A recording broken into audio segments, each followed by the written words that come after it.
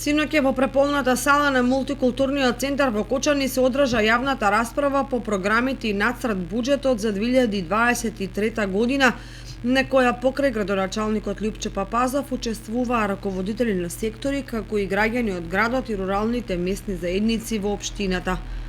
На отворањето на дебатата на присутните им се обрати и градоначалникот Папазов, кој меѓу другото истакна за можноста вие да го кажете вашето мислење, а ние да го слушнеме и да го регистрираме и да го перцепираме во креирањето на буџетот за 23 година.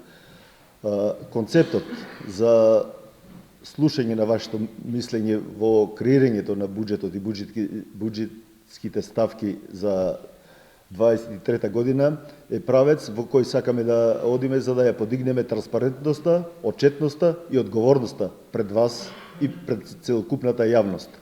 Општина Кочани неколку пати е тоа повторено, сега сакам да го потенцирам пред сите вас. За 2022 година го држи високото 6-то место во државата со 95,8% во поглед на транспарентноста и високо место во поглед на буџетската транспарентност.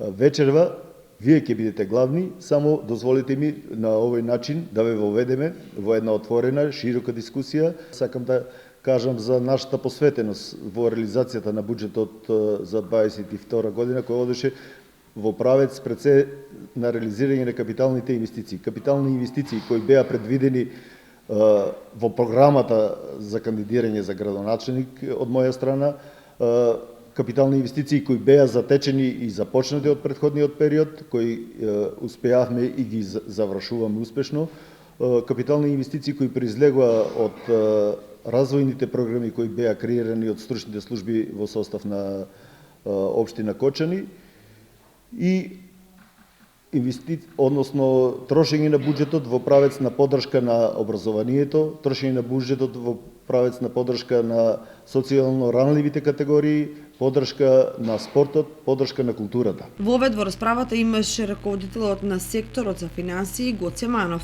Општинскиот буџет се состои од 4 дела. Значи, нас овде приоритет ќе ни биде основниот буџет, кој ќе биде со максимален износ од 199 милиони денари. Се уште ги немаме добиено средствата за 2023 година, кој ќе биде максималниот износ на ДДВ, зголемен. Наредната година ќе биде 5% од ДДВ-то, значи доаѓа кај општините. Сето тоа треба да го предвидиме, плюс одредено салдо што ќе имаме на сметката за 2022 година и добиени договори за проекти што од државно ниво ќе се слеат приливи на општинско ниво за одредени проекти. Над 20 на граѓани од градот и населените места излегува со конкретни видувања и предлози за потребите и прашањата во нивните средини. Представници на местни заедници предлагаа изградби и асфалтирање на улици, потпорни ѕидови, полски патишта, канализација, одводни канали, спортски објекти, решавање на критични точки во услови на поројни дождови, активности на здруженија, спортски и културни настани.